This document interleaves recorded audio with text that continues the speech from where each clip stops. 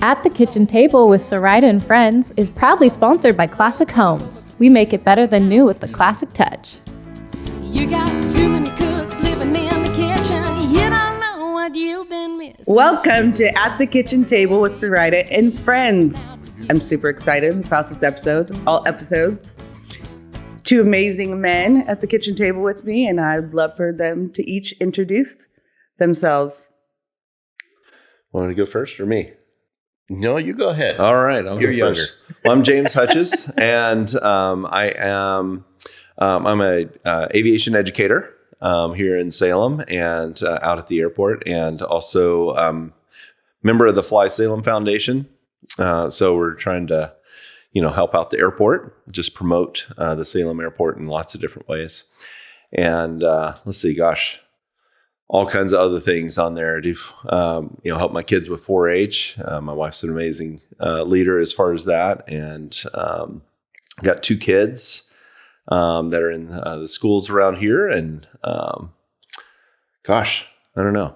That's most of it. You're a big volunteer too. Yeah. Volunteer search and rescue. Do stuff like that with Civil Air Patrol, and I've been doing that for about 30 years. So. Which is kind of weird, kind of saying That's that. a long time. Yeah, That's over a quarter of a century. I'm just going to put it like that. Yeah, right? I don't know. Yeah. I think I met retirement status of that already, and I'm just getting started. But I enjoyed volunteering and just doing all kinds of things on it. McNary boosters. I'm on 2 different booster boards there at McNary. Just love helping out and helping in the schools and volunteering. So, well, thank you for being here. I'm excited for people to listen and watch and learn about you and you. And me. and you. It's my turn. I am Mike Adams, a local entrepreneur, restaurant guy. I started my first company when I was 18 years old, mowing lawns, and turned into a pretty successful landscape company over the years.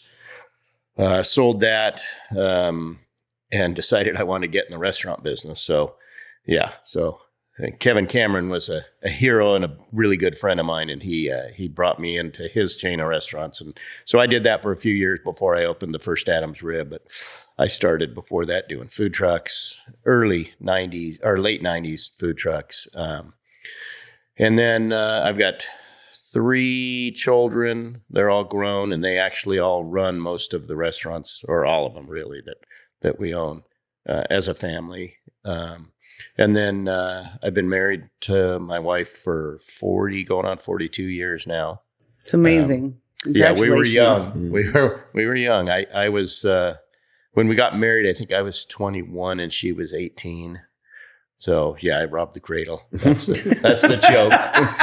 Yeah, my youngest son would use that joke all the time, but now he's married and his wife is 27 and he's 32. So yeah, or Apple maybe doesn't 30, fall far from the tree. Yeah, exactly.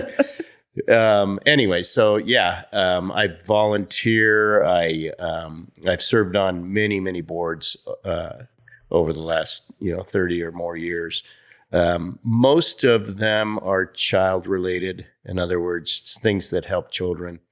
And when I used to be on Valor Mentoring's board, I just recently resigned from all boards because my mom was getting older and needing help. So we've moved her in with us. She's 87 years old, and so that's pretty much my full-time job is making sure she's staying healthy and being taken care of. She recently had a stroke, so there's a learning curve going on, and she's using a walker, but she's getting around. But I don't like to leave her alone for too long, so we'll have today. She has a physical therapy coming in, so I can leave her alone a little bit today because somebody's going to come and check on her. Or we all live on 23 acres, so there's 4 generations on that property. My mom, myself, my son and his family, and of course all his 5 kids. So. That's I've awesome. got 7 grandchildren from 19 down to 2.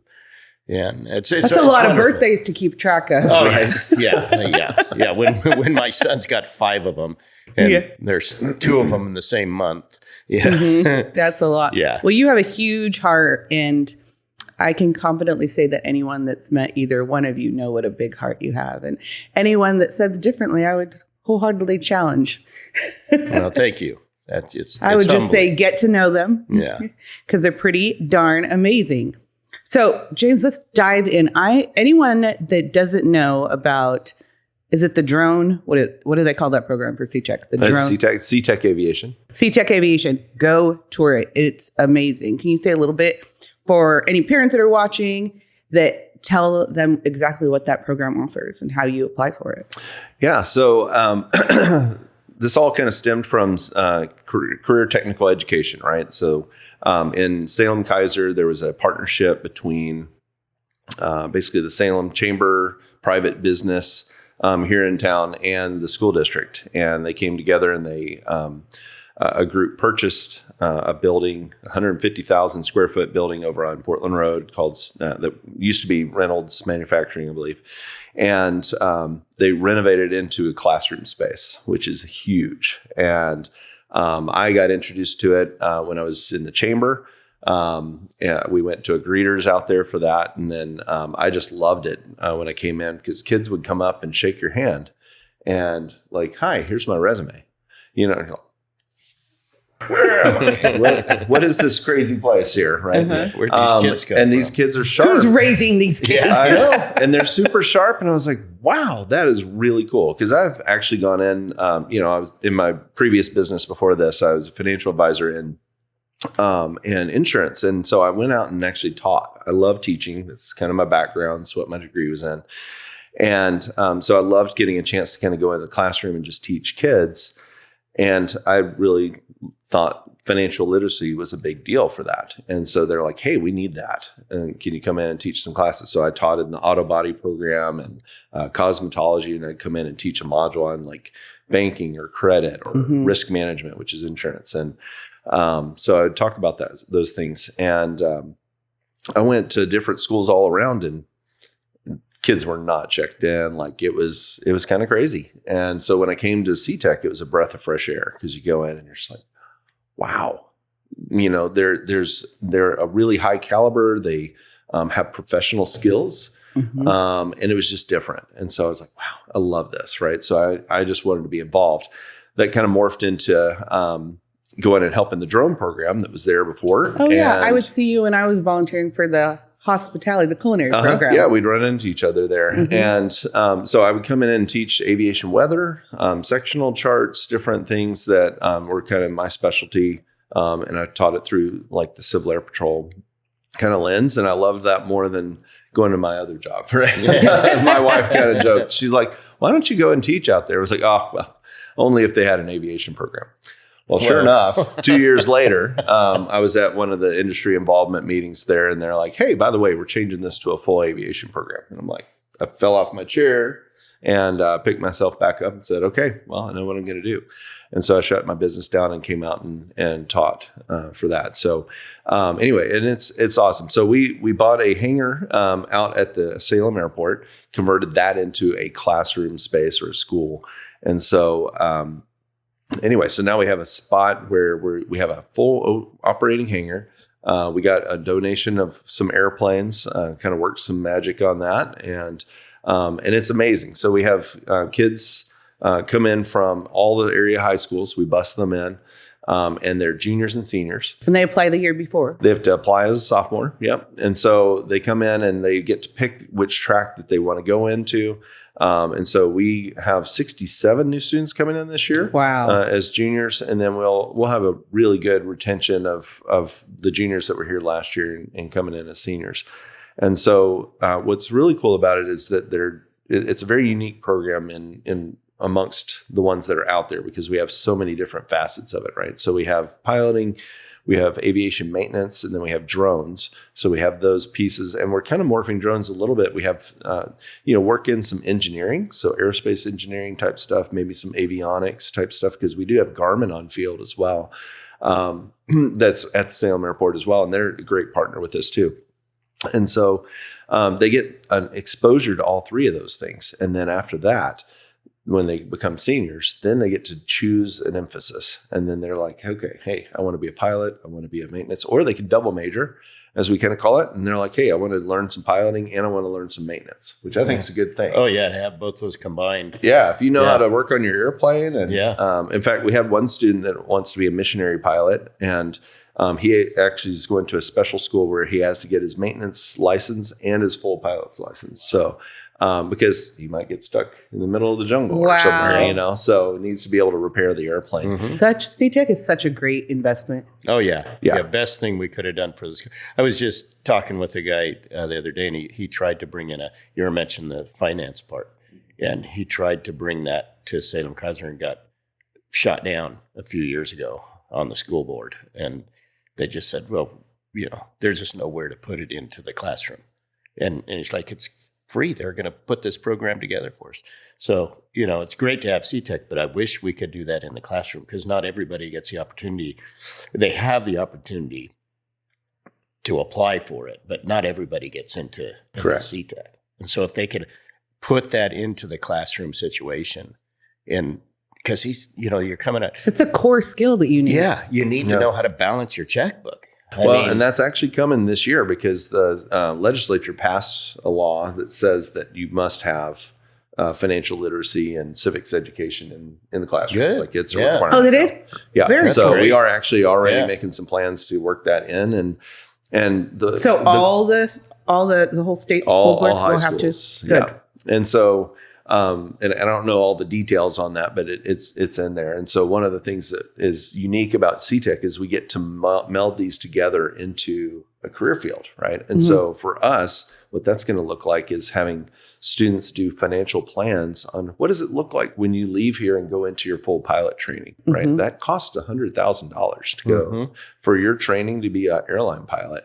It's steep. And so, you're going to probably need some loans or scholarships or some of these other things, but also you're going to have to get an apartment, maybe get a roommate, right? And so, when you're talking to some of these students, when they're going out, they come up and ask us these questions, and they're like, hey, so, I've actually looked on there. Well, here's Zillow, or here's apartments.com, And they're like, I'm moving out at 18. Just kidding. My oldest grandson, 19 years old, he just got approved for an apartment. And the kid is smart. He graduated from Cascade High with pretty high, whatever you call it, GPA. grade point average. And he started when he was 16. His dad set him up using his name with a stock buyer program. And so he's got he was telling me, he's like, yeah, you need to go, put this, he's $15,000 in stock right now. And he said, it's paying him now because he just lets it roll. And it's paying him like $400 a month or something like that. That's just so him reinvest, and this was several months ago. He told me that. That's so amazing. He's probably got, $20,000 just in stocks now. That's amazing. And he's just Robin Hooding it. Yeah. He's the one grandchild that doesn't want to work for me, but he'll come in and work the fairs. But he's working delivering pizzas, and he's doing it well enough to afford an apartment now. Yeah, that's super cool. He's signed up at Chemeketa, so he's going to start classes here pretty soon. Congrats! That's amazing. Yeah, I'm pretty proud of him. Yeah. That's cool. Well, you should be. That's pretty awesome. That's a youth success program, story. Right. Yeah. Well, and that, with the financial world, right? Like so many kids are not getting that early on, right? And they get it later on. And so, but that time factor is one of the biggest things in determining your success, especially for retirement. I think retirement terms on there, right? But, people don't realize that if you start, if you just saved $400 a month for 10 years and then completely stopped, but you started when you were 20. Yeah. Right? Yeah. Completely different. You're going to make hundreds of $1,000s more than if you started at 35. Yeah. And then gave the same amount all the way to retirement. Right. And so, that portion is really important. And so if we can teach that early on, that's an important thing for them to get into that savings mindset, kind of investment mindset. Investing in themselves as well. Yeah, exactly. Yeah, that's great. So fair. Let's talk about the fair. This episode will air in a week, but the fair will still be going on. So Well, we're going into state fair right now. Yeah, so, state fair. So how many trucks do you have out there? I have two. I have Adam's Rib and Bow and Vine both out there in they're calling it the sunflower patch, or it's behind the in the garden area. Oh yeah, that's a nice area. There's lots of seating if you want to just take a break from the fair. All day long they'll have music up until 8:00. So we got live music going until 8:00. It's a relaxing area if you don't want to get into the hustle and bustle. Right. I do like that area. Yeah, it's really nice. Several years ago, we brought food trucks into the fair, and it was kind of, I approached State Fair about doing it, and there was another guy that was running the vendor part, and he was adamant. Good old Wayne. He says, "No, food trucks don't make any. They don't make enough. Every piece of real estate is valuable, and you have to be able to bring it." I said, "Well, this back area, you're not doing anything with. It's just sitting there." So I brought in my food truck, and then I don't think we had the Bow and Vine truck at the time. So we brought in the Adam's Rib truck, and my daughter had one called Genuine Desserts, little pink truck, and it sold coffee and desserts. And then we brought in a few other trucks in the area, and it was a hit. And he, after you're like, I told you so. I did. After the first couple of days, he's like, I gotta say I was wrong, And so it's just grown from there. There's I don't know how many food trucks in the area now. I don't run it. I just came up with the idea. So the fair actually runs it. But it's a really cool, relaxing area if you want to get something other than fair food. I think that area is great. Yeah. And just a step away from it's off the beaten path. Off the beaten path. Yeah. You can find somewhere to sit. What are some of your biggest sellers out there? Well, our big booth, Bow and Vine Burger, smash burgers, that just kills it out there. That's the busiest truck in the food truck area. And then our Adam's Rib booth is in the main food line now. They moved us from kind of a offside from the chicken building to the main food area across from the stage that's in that center section. And so we're very visible now. And that should do really well. Oh, yeah. Yeah, we're hoping to, I keep saying double our sales, but my wife and my oldest boy that run the booth, he's like, I don't know how I can do that much volume out of here, but we've done it before. You can do it. Oh, yeah. You come from good stock. Yeah. We can put out the food. Yeah, the smash burger is great. Our biggest, pulled pork sandwiches is probably our number one seller. Is a pulled pork sandwich. It's not too expensive. We have to charge high prices at the fair, but we got to pay our percentage. Right. But it's easy. It's easy to make. We can put that food out really quick. All of our food is quick because it's all barbecue. Good. Yes, and it's good, and it's a step above than kind of some of the other stuff you would spend money on. Yeah. And so you're going to get a giant basket of brick of fries, curly, and yes, so good. It's all my wife will eat at the fair. So, is Adam's Rib? Yeah, she's like, yep, that's her. She's it's solid and good, and you're getting high quality. So my daughter only wants corn on the cob. Corn on the cob. That's all she wants. Yep. And so she'll get the corn. Of course, she's very particular about how she wants it. Well, and that's the nice thing about ours. We get our corn local, Schlechter Farms. So you have corn on the cob. Oh, we have corn on the cob too. Yeah, we get Schlechter Farms. We roast it I custom built this corn roaster. It's about a 500-pound oven basically, and it's got a rotisserie in it. And you just load that thing up with 90 ears of corn at a time if you load it all the way up. And it takes about probably 20 minutes to get them done.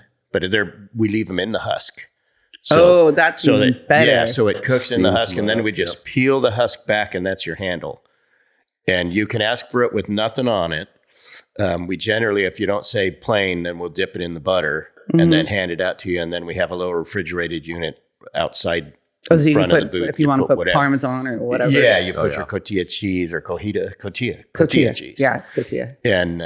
And mayonnaise and, Well, I'm going to the fair tomorrow. I know what I'm having. It's amazing. So, those are our, pulled pork sandwiches and corn on the cob probably are number one sellers. Yeah. Good. But yeah. There's a lot of Smokehouse nachos too. Those are good. Yeah, we do those out there too. We do our Smokehouse nachos, and That's what I Yeah. get. Yeah. What are those? It's- Smokehouse it's- nachos. Yeah, it's nachos. Tell me. I'm like, nacho tell me. cheese, cheddar cheese, salsa, jalapenos, and pulled pork, and then drizzled with barbecue sauce. Yeah, Yeah. that's another thing It's I like have to a- check oh, out. that's it. The food truck, though. Mhm. See, we have unique things at each one. The food truck, we do what's called a fry pile, and that's a big seller out Yeah. of the food truck. Those are good fries. Yeah. What? Yeah. So what's It's a fry garlic pie? fries topped with mac and cheese, pulled pork, barbecue sauce, and coleslaw.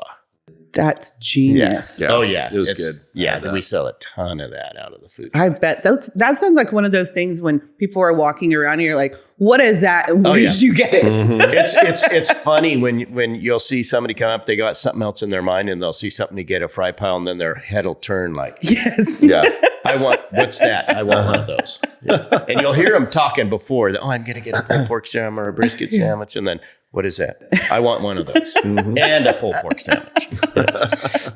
The advertising, Yeah. that's great. Yeah. Using, And you can your pass by. eyes to. Well, when they see it too, you can pass by and just say, "Oh, here's the QR code," right? And you just show them Yeah, on the exactly. phone, and you're like, "You Scan don't it. even have to go and wait. You just order it here, and you go up there, and it's Oh, you done." do? That's the Bow and Vine truck. Oh well, The Bow and Vine Adams truck. doesn't use that Yeah. process. Yeah, But that- yeah, that Bow and would be Vine, nice. yeah, he's got the QR code. It's funny because, my son's, he was younger, and they're all into the technology and Right. stuff. So when we first brought the Bow and Vine truck to the state fair, he said, nope, they only order online. They just scan the QR code.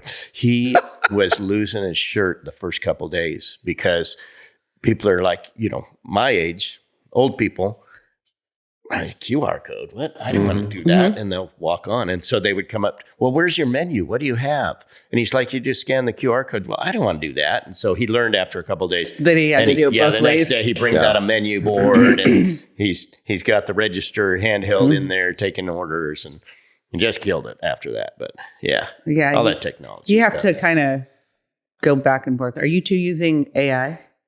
A little yeah. bit. I use it a little bit. I've actually, I whenever I've done speeches over the last couple of years, really, I'll put in there what I want to talk about, and then I go back through it and Make it sound like yourself. make it sound like myself, because inevitably I am not a well, educated or well versed in, some of the times it's like, that does not sound like me. You're like, I don't even know what that word means. Exactly. Let's simplify. Let's dumb it down for me. But yeah, AI is coming around. I keep seeing these things pop up to learn how to use AI, and I've been thinking about it. But so far, it's a big help, and I think that's a really great reason, and also it's kind of a downfall for education too, because kids will go, oh, hey, here's your homework. Yeah, here's my report in 3 seconds. And I can tell like right off the bat, I'm like, nope. You're like, that was not you. ChatGPT is not is not a pilot, so it doesn't know what that means on there. So so it does hurt them. that's put the smarter kids out of business, though, because when I was in high school, like you pay the other guy to do your homework. right. I never did that. I usually didn't even turn in the homework. I was not a good student. When you have ADHD and dyslexia and stuff like that, it's very complicated for it to get things done. To compute and get there. And you've got to learn. My son has it too, my youngest son. You've got to learn a different way to do things. And, I've become very successful after high school, but in high school, it was terrible. Oh yeah, It was terrible. Well, and I think that's where it's a really good help is for like the ADHD type stuff, right? Because it helps you to clear your thoughts, right? It helps you to organize those thoughts in different ways and brings them out in a different way. And you're like, oh, okay, I actually like that, right? And then you can tailor it, and I think that's the key is saying, hey, it's a tool and it's really helpful to be able to help you on that. But, make sure that you also put in the work, right? And also double check it, because I've had it go through and do some things that sound really good, but I'm like, good thing I knew that. about this because that's wrong. Because that's not true. They're just sucking the information. Completely wrong, right? And you don't know where some of the sources are. And so those things are coming along, and it's rapidly growing. But, it's great for doing tasks, like if you want to sort things out. And so, I use them on there to kind of do some classroom management type stuff, which is pretty nice to be able to kind of sort out like, an order of like when a lesson would be and how that makes sense. I think that's great. Yeah. You just need to use it as a tool. Mm-hmm. But we still have to use our critical thinking cap. Just like everything else. As complicated as the world has gotten, there's so many things that are happening all at one time. It simplifies that for you. For me, it seems more complicated, but AI, like you said, you still just go back through it and make sure that it's because you know things, you've life experience over the 30 years, you've learned things, and you're like, wait a minute, that's not right.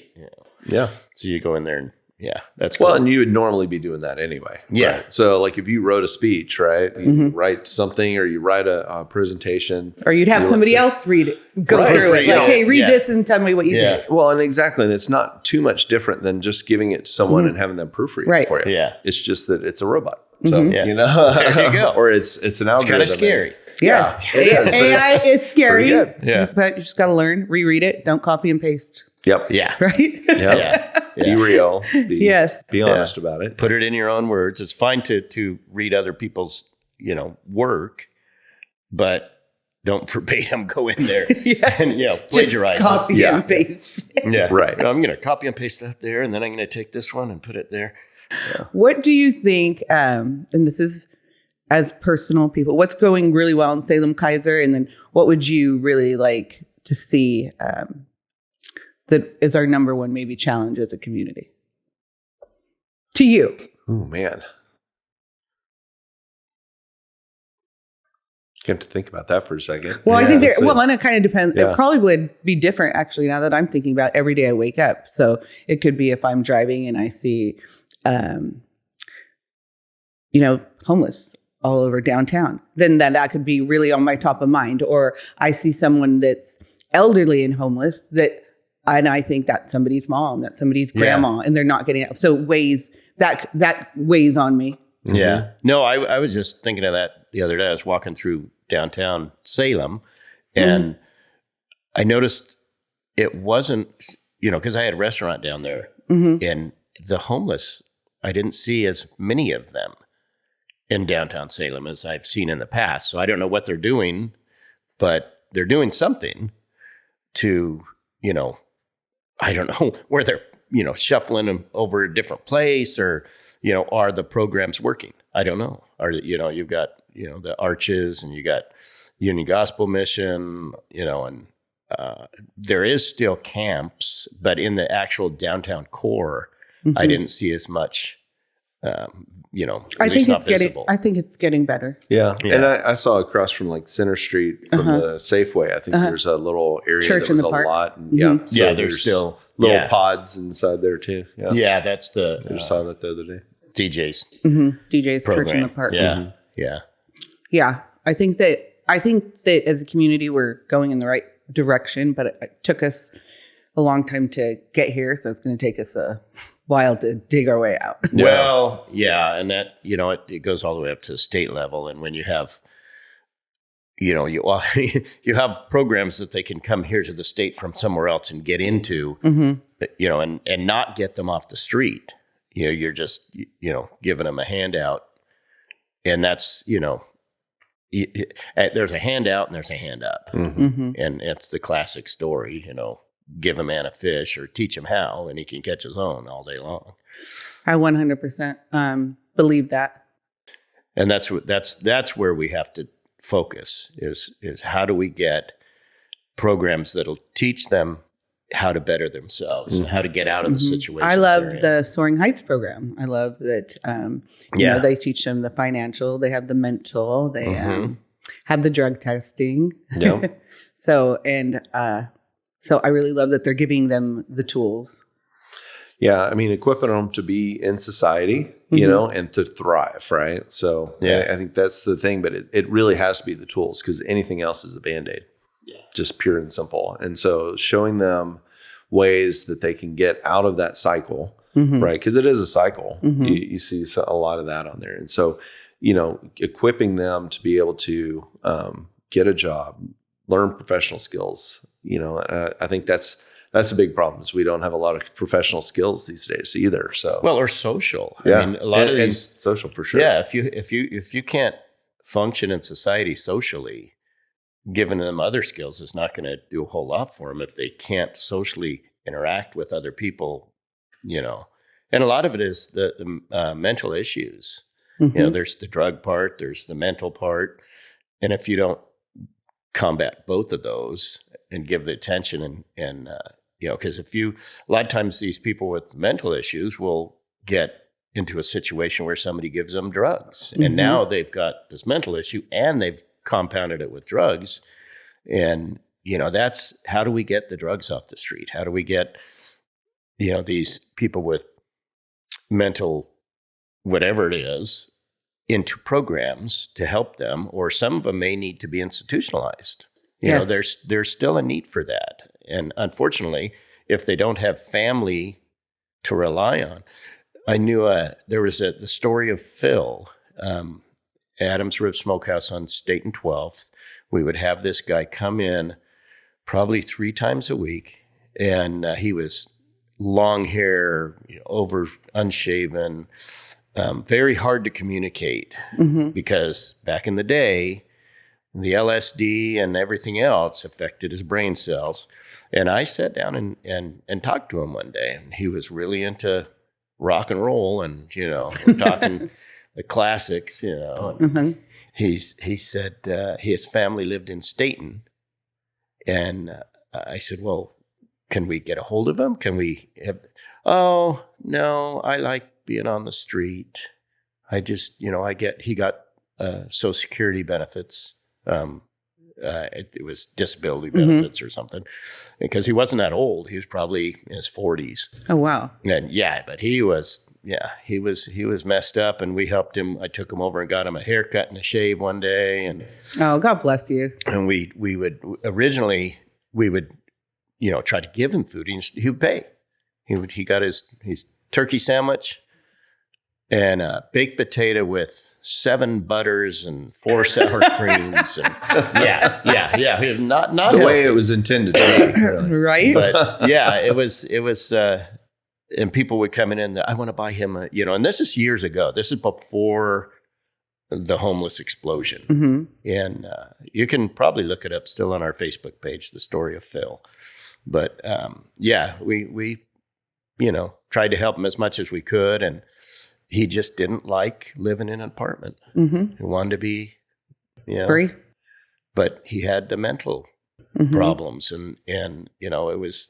I'm thinking, man, somebody needs to, take him in, get him into a program. But he was one that he functioned, but he probably would have, if you would have put him in, he probably would have rebelled against it. So there's those out there, but I don't know the answer though. No, I don't either. I just would, the more programs that give the tools, I think that we can slowly chip away. Yeah. And teaching things, right? Like getting them that education, give them those skills. I think. And the whys. Right.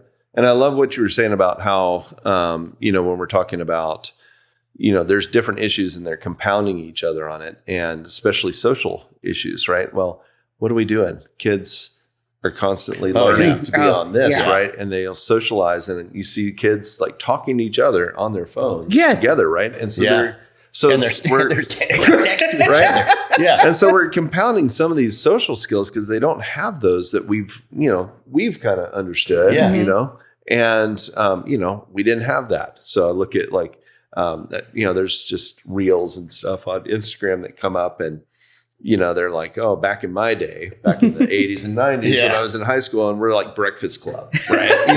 And we're all just kind of doing stuff right there.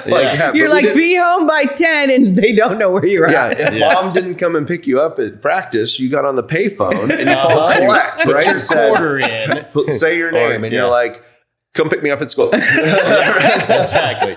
Do you accept charges from come pick me up at school? Oh, forgot. No, they don't have some of those experiences on there, which is all fun and games on that. But really, it's like those interactions, and I see that in the classroom, right? Is that they spend their lunches on their phones, right? Yeah. And not interacting. And so I worry about that, about what that's going to look like 10 years, 20 years down the road. Socially. What is You that just gonna go do into a socially? restaurant and it's silent. Right. And so what is that going to look like, and how does that play into some of our other challenges that we have too? And kind of going into what you were asking about, like what I think my challenge, I think that kind of plays into volunteerism. I think I volunteer a lot. My wife gets on to me a lot about that. She's like, wow, you volunteer a lot. And I just enjoy it. And I've done it from an early age. But with Civil Air Patrol, with working on the booster boards and those kind of things, and the Chamber of Commerce, that was a lot, right? And so whether it's getting ready for Kaiser Fest, doing the different auctions and all those kind of things on there, I don't really think too much about it. I just go and do it, right?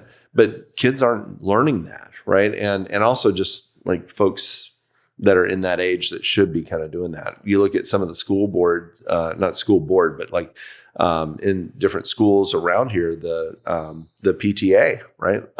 It's difficult to get parents to come in and help, to assist in like fundraising for different things in the schools and things like that. And we've kind of lost that volunteerism where they kind of show up and the kids are there and they expect everything to be done, but they don't realize that a lot of that is done by volunteers. Somebody has to do it. And we need some help on that. And so I think, if there's some way that we can increase that. Increase the volunteerism. Well, it's in our name here in Kaiser, right? That's the Kaiser way. And that's what I loved when we kind of came into that. But I think that's one of the things that we can find, some of the biggest gains in. And start sharing. Right. Because then we always expect somebody else to do it. Well, right? I think there's kind of that mentality out there now. I'm not doing. I 100%. I'm gonna hop on that because all three of us are big volunteers. Like it's probably. I mean, if you had to say it, I would say that probably more of our hours are spent volunteering than working. Yeah. And that would be honest. Is that I think social media a lot of the time can discourage people from volunteering because you have those keyboard trolls that are like, this is the way it should be. I can do it better. And they're living in the basement. Yeah. With a fake Facebook account. Yeah. Right. Well, there's even they go to the events and they just sit back and say, oh, I could have run this better. Yeah. I could have done a better job. Okay, cool. Come on. But the volunteer hours from those people aren't even there. Yeah. So I think that, and to just put it, I mean, I've been there, you've been there, to where it's like, I could do it better. You're like, well, go ahead. Like, how about it? You just got a job. Perfect. There you go. You just signed up. Like, we'll give you the keys. Well, I used to do that when I was chairman of the American County Republicans. It was like somebody come up with all right, you're in charge. Make it happen. That's a great idea. Well, I'm, Yeah. Oh, I'm too busy. Oh, well, I'm an idea guy. Yeah. I've done that on a few different boards that I chaired. It's like, well, you came up with the idea. You figure out how to make it happen then. And I'll back you. Right? 100%. I'm here for you. Yes. And then I think that maybe if you were just moving here, you're thinking about volunteering, and maybe you're going through social media and you're seeing some of that negativity, because I'm going to call it exactly what it is. Oh, absolutely. It's negativity. That could be like, why would I want to go volunteer for that? So I can go get beat up. Yeah. Get flamed on Instagram. Because these are volunteer hours. Like, that sounds great. Oh, yeah. Yeah. Yeah. You can see how that could dissuade someone. Yeah, and I think all those negatives like just come in and exactly that. They just keep people away from doing any kind of thing, and even public service too, right? Going on to boards and commissions and things like that. Well, that's volunteering. That's good. Yep. We don't get paid for that. We don't. Even the mayor doesn't get paid. Yeah. It's a volunteer position. And then you get just browbeaten, ripped up for if you may have made a mistake.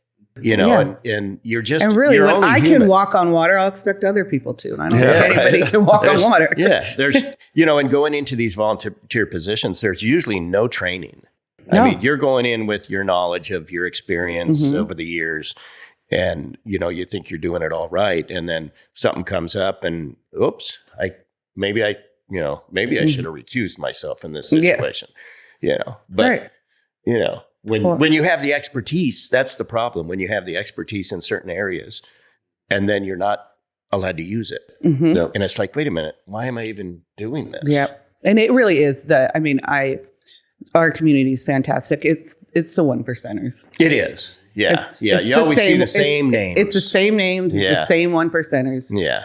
So then, but you almost have to have thick skin to volunteer anymore. Well, that's it. And that's a shame. Yeah, It is. is. I always thought I was going to go into politics for the last several years. I contemplated over the last 10 years probably. And then my skin's not thick enough. And my wife said, "You're too sensitive. You got thin skin." James knows. Yeah. You said, "Soraida, you got pretty thick skin." I think. But probably when you go home, you're in tears. But I know I have been. I never let them see sweat. And I'll even throw it out there with because this will still be going on in a week when we talk about it. Is I'm waiting for the Kaiser City Council. I made the motion to oppose the chariot stack. I love transit. We need transit. Yeah. That's fantastic. It's got to be self-sufficient, though. And we have a healthy reserve. And I think chariots, they're doing great. Yeah. Wonderful. In my opinion, it's the right across. I'm not speaking for the Kaiser City Council. I don't think right now is the time to expand with the way our economy is going, and with hourly wage employees are hurting. Yeah. So that's my opinion. But I'm just waiting. Soraida doesn't like buses. Yeah. Well, but really it's not that. It's Soraida loves people. And you don't want to see more people hurting because they have less money to take home to pay their bills or buy their groceries or do anything outside of their regular necessities. I mean, people can't, there's nothing left at the end of the day. There isn't. And these nonprofits are struggling. And that's my love language. It's Liberty Houses and Boys and Girls Clubs. Yeah. And if I know that when Bill Rickey was on here from Bark Boys, when I talked to him, he said this tax would cost his company $20,000. Where do you think that's going to come from? That's going to come from sponsorships for community things. Yep. Well, exactly. And I'm already paying in Eugene a payroll tax. And, it's not fun. It's like I get it, it comes out of their paycheck. And I think, am I paying a portion of that? Can't remember. But I've got over 100 employees across the valley. And, that adds up really quick. It does. It adds up really quick. And it just seems to be death of 1,000 cuts. Yeah. So, anybody watching or listening, I love Alan Pollock. I love the transit system. Yeah. I think it's necessary. I love that they have a healthy $40 million reserve. Love. Yeah. They've Love got all the that. $40 million reserve and they want more. So Right now, I just don't think it's the time for our community, but that's just my opinion. And I'm happy to have a crucial conversation with anyone. But at the end of the day, with whatever I'm doing, I have to look at myself in the mirror and say, okay, what could I have done better? And what could I do well? And I'm on the record, I will never vote yes to taxes. Yeah. No, and I've been pretty consistent about that. Yeah. If they were consolidated a little more, I think it's hard because, when I was in high school, I rode the bus all the time. I lived in California and I rode the bus to work at Blockbuster Video. Oh, there you go. Yeah. Slung my videos around. Yep. And it was just way down the street on there. I mean, we were in a hilly country and stuff on there, and I rode my bike until someone stole that. But I didn't have a car in high school, right? So I didn't have that. And so, I was on that and BART and the subway, and I figured all that kind of stuff out as a junior and senior in high school, right? And I know, and I loved it, and I actually enjoyed it, and I loved kind of being on the bus, except when you got left sometimes. So I would miss the last bus when I was closing down. Make it. And so I'm a big fan of those kind of things, but it also gives you kind of some reserve when you kind of look at some of the buses being completely empty when they pass by you on the road, right? And so you're like, okay, so there needs to be some kind of a writing of, okay, maybe frequency or some different I would things just like to see a a little bit more, and this is me as a citizen, I'm not speaking for my job, the council, and speaking for me on the record, a little bit more data, because I keep hearing 3.2 million trips, and those aren't rides. So if I'm coming from Kaiser to South Salem, every stop is a trip. Okay.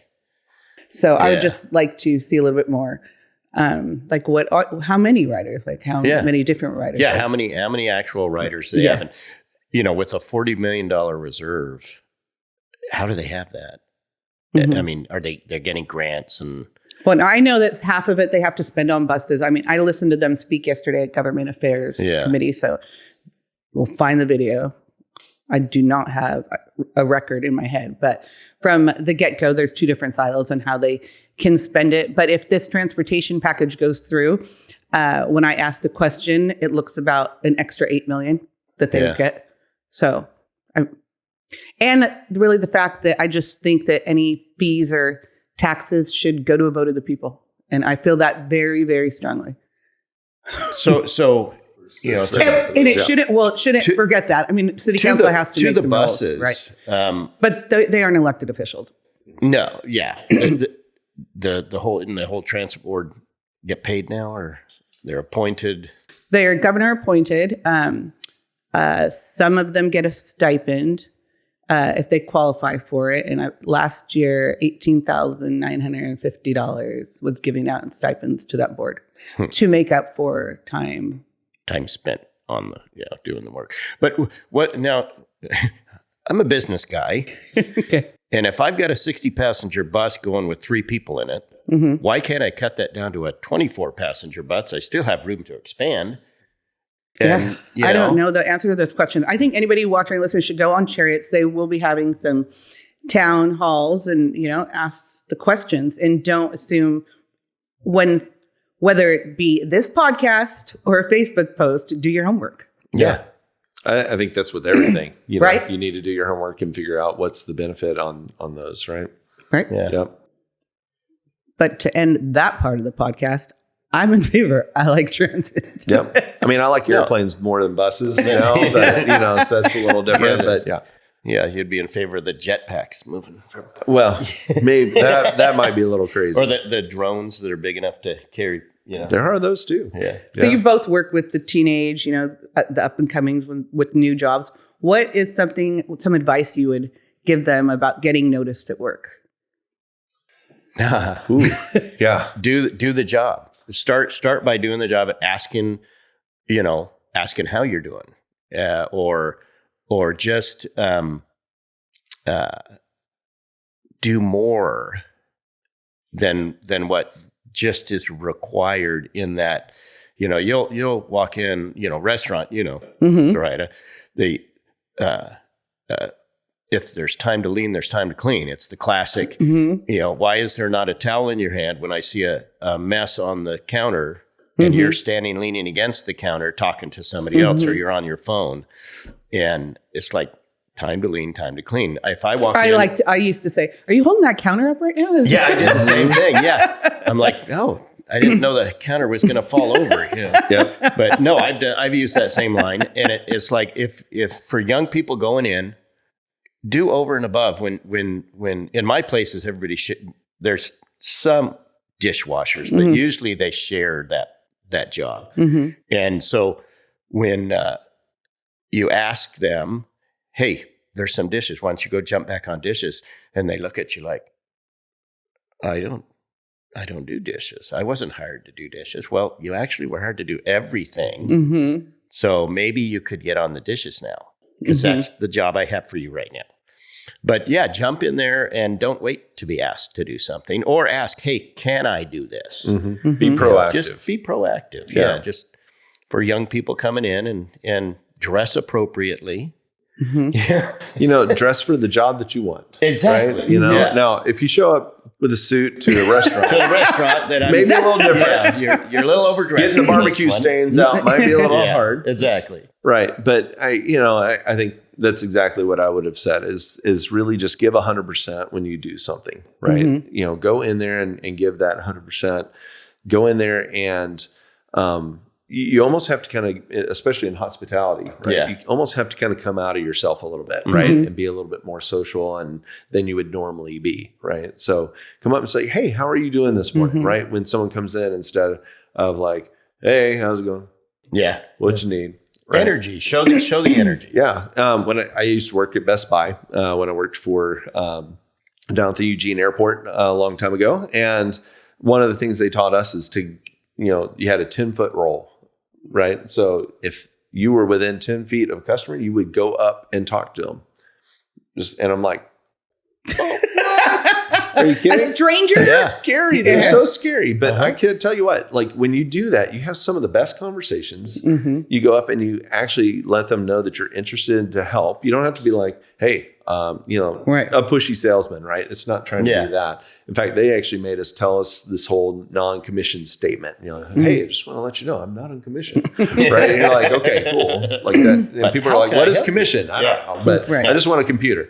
So, but but you just walk up and you just have a conversation with people, and you get to know people, right? And it personalizes people on there, and you want to help them out. And I think that's what we're kind of losing, is that we're not getting those skills on there. We're just like, hey, let me know if you need anything, and you're on there, or you walk into some buildings and they're like, welcome in. I'm like, that felt very welcoming. Well, and it's classic because I'll see them do it. Like at any of my restaurants, I'll see them do that. I'm like, you go a little more than that. Yep. Tell them, introduce them to our specials, or, say, hey, I'll help you in any way you want, whatever it is, trying to get them. Oh, I was going to say that the problem is back to the cell phones, I think, because they don't know how to interact with people. Mm-hmm.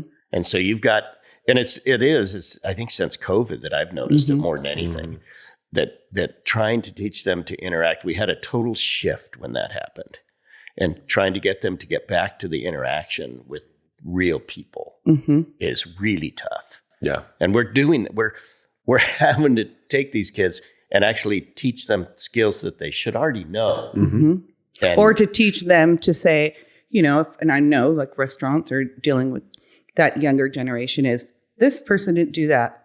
Okay. Yeah. Well, what does that look like? And did you talk to them, or are you coming to, or do you have a solution? Right? Are you going to be a solution? No, I hate those texts. I get them from one of my guys all the time. And I'm like, I don't care if you don't like him. I'm not firing him. He hasn't done anything to be fired. It's like, just deal with it. Or there's other jobs out there. Right.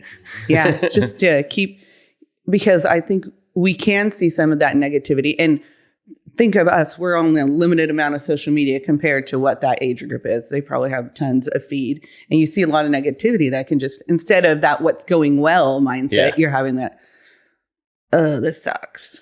Yeah. So just really flipping it to the what's going well. Yeah. Right. Yeah. Yes, because there's so many things going well, and there's so many good people, and actually fantastic people, you two included. And we are so lucky in this community to have the amount of volunteers that we have. Yeah. And we do not make it easy. Well, the 1%ers don't make it very easy. No, and that's what you have to look at. I mean, how many people are actually complaining? But we do want the younger, and the younger ones see people being bashed, Yeah. So. Yeah. And just, I think with them being bashed, and it's not sexy to volunteer sometimes, right? Like, no. I went and loaded a truck full of water into the concession stand at McNary for Blue Day last night, right? And that was at 8:30 at night. And I'm doing that. And it's hot. And it's hot, right? And or so you got a guy like Kevin Dial, all he does is trash. Right. Retired lieutenant colonel, and all he wants to do is trash. And he is happy to do that. Yeah. He really is. Yeah. But again, that's the cool stuff that you see about volunteerism, right? Is because they have that mission mindset, right? Like my mission is to make this whole thing run. And, to your business kind of thing too, is you want employees,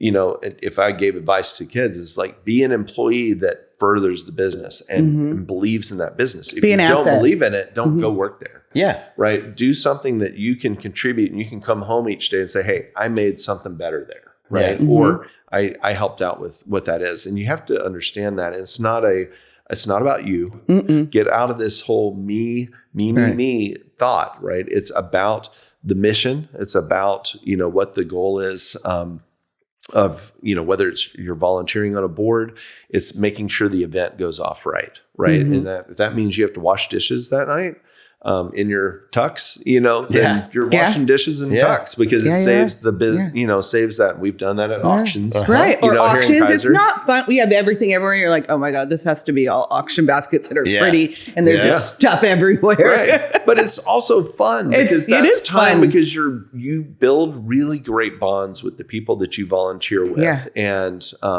and getting your kids involved in that, right? Yeah. So if and you them go out, seeing the good outcome. yeah, and if you get your kids involved in sports or some of those things, interact with the other people there. Like some of those are your best friends as you go through. And getting these kids involved in volunteering, what they have to understand is all those people they're meeting in these different positions of volunteering gives them an opportunity in the future because you volunteer and do a good job for they're going to be like, wow. Because the volunteers right. usually are business owners. They're people that have a higher position and they'll say, I remember that kid.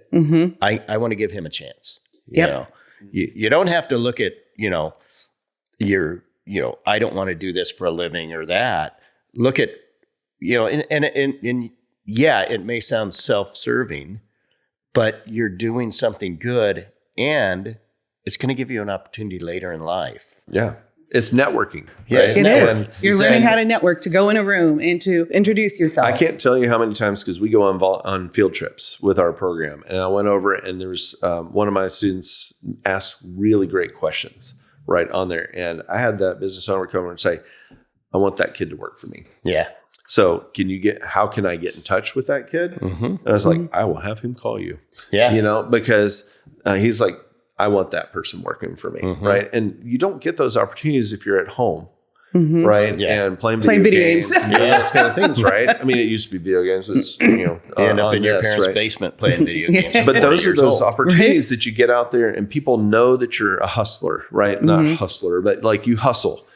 Yeah, right. No, you're a go-getter. And so you know how to go out there and to put everything that you have into something, right? And they can see that. And so if you can get yourself into a place where people see that, that's the important part, right? And and that's going to give you those opportunities that you may not have had. And we've all heard stories about that where somebody was like, "Hey, someone saw me doing something menial," right? And they're like, "Hey, I like that hustle. Like, you need to call me. I've given out my business card. Like, you're not 18 yet, but I love your hustle." Oh, I've got employees that way. Or Katrina does a lot. She'll be getting fast food somewhere or in a store somewhere, and they're just all happy, and you're like, "That's a good one." She'll hand a business card. "Hey, I'm looking for somebody.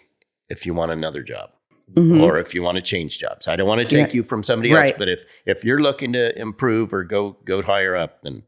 Yeah, we've got several employees over the years that way. You see just somebody's hustling and you're like, that's the kind of person I want. Yeah, you know it. You just know. And my life would be so different without volunteering because it fills my cup and the relationships that I have from volunteering. Yeah. So it really is a win-win. I think I've met both of you from volunteering. Yes. That's what good example right here. Yeah. I had Rosie Macias and Shani Starr on the podcast last week. I've met both of them through volunteering. Yep, same here.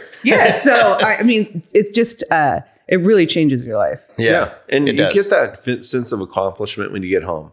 Right. And you're just like, okay, hey, that went off and you feel good. I mean, it really does fill your cup. I call it, I tell Mayor Julia and I call it, did you have a good day at the ranch? Because you're tired and you feel a little bit beat up and the day didn't maybe work out. And she's like, yeah, it's a good day at the ranch, but I'm tired. Yeah. And it can be tough in those positions. I mean, I say I've stepped off all the boards now. But it's not going to stop me from volunteering when I can. Right. And that's the key is there's stages in life, you know, and this is just another season that, we'll get through and when I have more time, I'll step back into volunteering again because that's just in my nature. Right. And anyone watching or listening, you don't have to be on a board. There's plenty of committees you can call. It could be once a month, whatever that looks like. You don't need a title.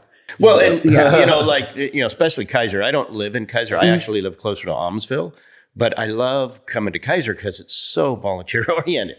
So many things. Kaiser Fest or the family giving baskets and our library. The library. Every year I bring out 300 hams deliver them in my U-Haul, and then we load boxes and send them out in cars. And sometimes there won't be enough cars, so I've got my U-Haul there, so I'll load 10 different, families into my truck, and I'll grab, one. I was just talking to a guy that owns BC Towing, and one year his son volunteered, or his grandson, and I just ran into him at the gas station, and I says, "Hey, how's your son doing?" And he volunteers, and he's doing really well. He's like 18 or 19 years old now. He's getting his own place. I can't remember where he said he was getting a job at, but yeah. And that's from, volunteering, and you go farther in life. You do. And you're the light. I mean, again, it's kind of like being proactive, active. We can be the light in our community, or you can be the dark rainstorm, because Satan is real.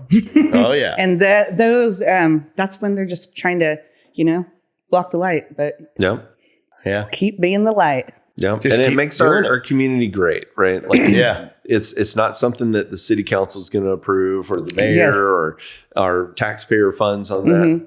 So much of the stuff here is just done privately. Yeah, with private funds, donations from businesses. The business community is great as far as stepping up to the plate for that, putting their money where their mouth is on those kind of things, and sponsoring that and really getting in there.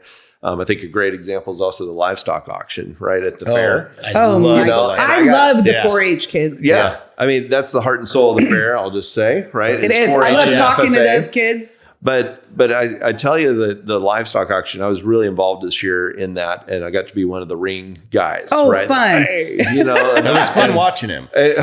Yeah, he came over, and I had never done that before. How much that kid got? I think it was your kid. Yeah. Oh, yeah. But one of mine won. It was good. Oh, fantastic. But just seeing the businesses that circle around that ring on there, and they're throwing insane amounts of money out there for the kids, which is really awesome. And, so those things don't happen in a vacuum. It's not something that is, coming in from a different, taxpayer source or anything like that. That's business stepping up and members of the community stepping up for the kids. And I just think that's an awesome thing. Right? There's so many of that, and we need more of that out there. Yeah. We need to think of that, and how can we support that? And the way that we support that is volunteering, right? And creating those pathways that we can go and do things and for our learning community. About organizations and sharing and spreading the word. It trickles down because I'm sitting there with my grandson Joriah, and he's at 10 years old now, so he's at that age being able to start to show now. And he was watching, he was watching your kid, but he was watching how much they were getting for like the chickens or the rabbits. And he does both of those. And now he got some, I don't think they're miniature goats, but they're littler goats. And he's going to start showing those. And he's looking at, man, I could make, X number of dollars on that. And the higher profit one is, was it the chickens or the rabbits? Chickens do pretty good. Yeah. Everybody wants chickens now with the egg prices. Maybe I'll just do those. And it gives them the incentive they're seeing the other kids. And they're learning about finances. Exactly. And then they take that money and they put it towards college, or they put it towards more scholarship animals funds. And start, the next year they can, put in more. He also learned that the more you enter, and I think learned it from your wife, because your wife was handing out the money, I think, or the tickets or something. Yeah, the vouchers. Yeah, the vouchers. And he's like, I just made $40. And he's like, all I did was watching that light bulb. This and this. Yeah. All of a sudden they get a little bit more interested. It's like, this is cool. And they're learning about life. They're taking care of the animals. They're showing that whole process. I love talking to those kids, and they have so much pride in their work. It really is. If I could, I would love to see every kid do that. They get so many life skills out of it. And that's why when I went on the fair board, that's why I wanted to do it, because I saw what the value and I was never in any of those, but I was always envious of the kids that were when I was in high school. I'm like, but I never was encouraged to do any of that. My family didn't really step out of the house, out of the box. But when I see my grandkids involved in it, and I'm going, okay, that's why I wanted to be on the fair board, is just to help make it a better event and better avenue for children to get involved in 4-H and FFA. You see the 4-H is usually the younger, And then you get into the FFA and you see the speeches they're doing they're not just learning animal husbandry or and their farming jackets and the pride they have. And I'm like, and they can, they're 17 years old and they're doing a speech that you'd think a 40-year-old, a speech writer had, and it's like, no, they did this on their own. Right. Yeah. And they're scared zero of the public speaking because they're just like, you're like, all right. Yeah. It's like, and so that's, I love those programs. And there's something for everybody too in this, right? 4-H, they can go up and they go all the way up to seniors, right? In 4-H as well, but they get to pick different projects. I mean, when I was in 4-H, I did model rocketry. Oh yeah. Right. Yeah. And so, my wife digs at me a bit because I didn't have animals, Yeah. and You're like, were you really a 4-H kid? Right.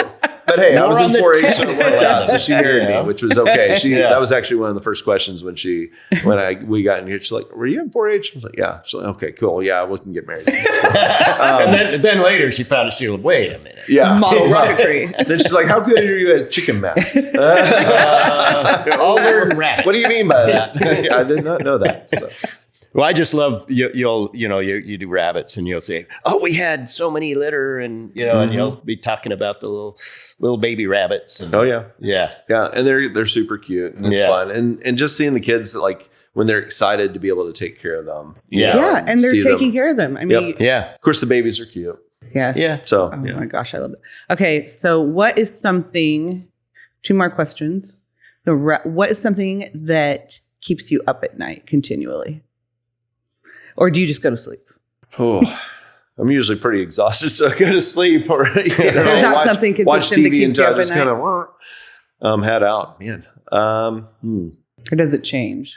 People give me different answers to this. Yeah, I mean, I think it's about especially if you have kids. I think it's just kind of worrying about them. And what's that going to look like? How can you do things better that day? If there was something that you did and like, how could I have improved that? Right. Or how can I, or replaying things. Yeah. And as a teacher, I'm like, well, what am I going to do tomorrow for my lesson? Right. I got to put or because some of mine are going to repeat, right? You repeat with a different class and you're like, okay, that didn't go exactly the way I wanted to. How can I improve that for the next one? And kind of go through those. So, but as far as keeping me up at night, I mean, just societal. I think it's those kind of things, right? That's what I think when I worry, like, about maybe curriculum in the schools. That are we teaching the right curriculum? Like, what does that look like for our next generation? Yeah. Well, and I think getting the kids involved, right? And how can we, create those volunteer. When we go and do some volunteer stuff and we needed more help, and you're like, man, why don't more people help volunteer? What can we do to get more people involved in helping the kids at their school or helping in these different programs and giving more opportunities for that? So I think that's kind of mine. Yeah. I'm on a, I'm later on and I, mine is more right now. Okay. What can we look at how business is going and how can we get more people in the door? How can we, it's like, it's a tough time for our type of businesses, restaurant and hotels. And it's just really tough. And it's like, okay, we've got to just survive right now. How are we gonna, we don't want to raise our prices so they're unaffordable, but our costs are going up. So it's a scary time for our type of business right now. And that's pretty much what, it's like, okay, I'm working more than I'm supposed to be, because I can't afford to hire somebody else to come in and do this other catering job. Or, so we're, and that because I worry about, like, if I know I'm supposed to go on a catering the next day, I'm like, okay, do I have all my ducks in a row? And I'll wake up in the middle of the night thinking, okay, I got to get into the kitchen. I got to get, my son-in-law does most of it, but when they call me out, it's because we've got, like Saturday, we've got a 400-person catering. We have 200 in Malala, and then we have one more drop off. But those are the things. It's like, because I can't hire more staff to do it, now I have to worry about it. It's like, okay. Those are real life things. You see Adam's ribs, or he's sponsoring stuff. It's not because he's independently wealthy. It's because he cares about our community and he gives back. Exactly. And kudos to you. I think lately, and kind of the reason I started this podcast, what keeps me up at night, is some negativity. Like, I just want people to know the leaders in our community and be a part of the solution, or be kind. Be kind is a big deal. Have grace. Oh, yeah. Have grace and be kind. Yeah, we're not perfect people by no means. We're just trying to be out there and make our world a better place. Yes. And that's why we do. I mean, I just got a message from a Boy Scout troop that needs food for Monday night. And I had promised them, okay, I'll donate it. It's 40 or 50 people. I'm like, that's not too bad, Yeah. And it's hard to donate right now because of, yes, because we have the these obstacles. Yes. Yeah. Income's not there. And but I'm still committed to doing that. Years ago when I first started, I was donating, I guess my accountant said I was donating too much. He said, you're donating too much. I said, what do you mean? He goes, well, you can't afford to donate that much. I'm like, and it's all in kind. Right. I mean, sometimes we'll do cash donations, but most of it is in kind. I'm donating food. But it's still cash. My time. But it's still cash. Yeah, it's still out of your pocket. And I said, well, are you telling me I can't do that? Because if I can't donate that, then I'll just stop. I'll go into a different business because I know food, I know service, I know how to make people happy with their stomachs. Right. If I can't donate that, then I'll stop doing it altogether. One time we were donating a Wednesday night dinner before Thanksgiving, and we got it up to over 1,200 people we were feeding, and it's that's changed and that's went away, but that way we did that for 10 years, and I didn't, it was all donated. It didn't make any money on it. Half the time, and maybe I'm not a very smart businessman because I give away too much, but it's not about how much money. When I started the company, it wasn't. Yes, I needed an income and support my family, but now I'm supporting several families. I mean, each one of those, I have a total of five restaurants, I think, and then catering and food trucks. I'm supporting 20 different families now. Yes. So it's you've got to you've got to think about that. Mm-hmm. Yep. And you both are such good examples of that. So anybody watching, listening, get to know people, ask questions, do your homework. Yeah. Don't just have one source. Yeah. And get out there and experience things. Right.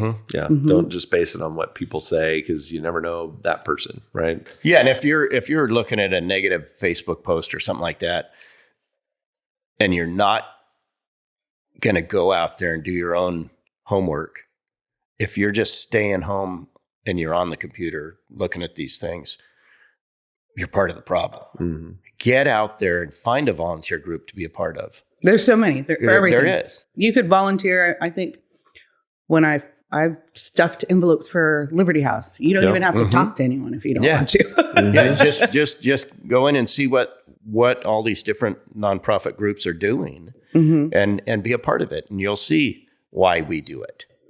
And the business, and I will say, the business community in this Willamette Valley and the amount of giving that is done is above. It's gold star. Oh yeah. Yeah. It blows your mind when you see it. When you see numbers. That, I never knew that before I got into business. And I'm like, holy, are you kidding? That's how much they donated for that? You're like, they just did a $5,000 sponsorship. Right. Well, you just don't know what people give, because a lot of people just give and they don't take any credit for it. Because they're humble. Yeah. They're humble and they're kind. You don't say, I was thinking about You'll never know. I was thinking about that the other day, and people they'll come up, man, you do so much for it. I'm like, what'd I do? What'd I do? And then I look back, and all the way back from the beginning, I've got awards from the DARE program. There's one, I can't remember what this, like something of valor, and there's school awards, and there's this, and I'm going, oh, I don't remember doing all those things. Yeah, because you're doing it from your heart, and you don't brag about it. No, you're humble. It's just that's why people need to get to know people. Let me give you a couple of gift cards. You can go give them away, go donate it, or auction them off, or whatever. Well, you two are both true pillars of society. Again, You are leaders in the community. You're great examples for the young people that see you. And I will say that I am so blessed to know you both. It's humbling. It's humbling when you hear that. It's like, no, you don't. I'm nobody special. I mean it from the bottom of my heart. Thank you for being here. Thank you. Appreciate it. Okay, over and out. All right. Big shout out and a big thank you to Valor Mentoring that recorded the video and audio for this podcast, Changing Lives That Change Lives.